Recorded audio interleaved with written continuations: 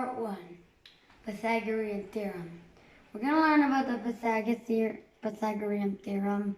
That's a long word, but we're going to learn about it and pretend this is a right triangle. It actually is, and the Pythagorean Theorem can only work for right triangles.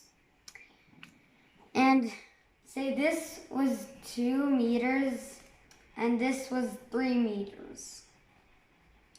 These two are called the legs of the triangle.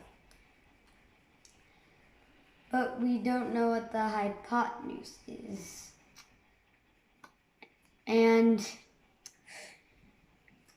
so this 3, 1 would be squared, and we'd be same with the 2, 1. And then I basically add them together. So 3 squared is 9, 2 squared is 4, and 9 plus 4 is 13. And now I have to find the square root of 13. And that would not be, and that is kind of a problem because it's hard to find out what the square root of 13 is, and it's probably irrational. But hey, you know what? I have been using this calculator and found out that it was literally just 3.606. So the hypotenuse of this is 6.6.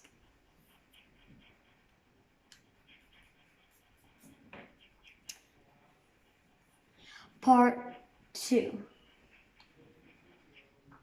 Science. Well, have you ever done a baking soda and vinegar experiment? And you've noticed that it kind of reacts together and explodes, right? That can happen to a lot of chemicals. Because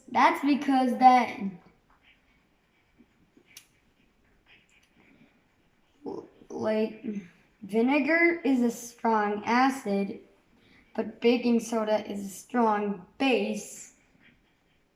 And when they go together, they just go like crazy. Then they come out with that little gas that acts as like the lava that comes like in science though. You can also do this with vinegar and bleach, Coca-Cola and Mentos, and lots of things as long as there's a base and acids mixed together.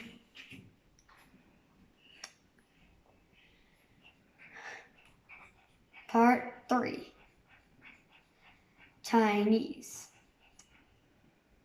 Have you ever had an apple before? I bet you ever have, because apples are so common around the world. But did you know in Chinese it's called pingguo? There's also another one, and it was called whatever you like to call it, but this one would be, I don't know, you choose. You choose. What's that? Still I can't hear you. Apple. I just did apple. Okay. So, wait, what?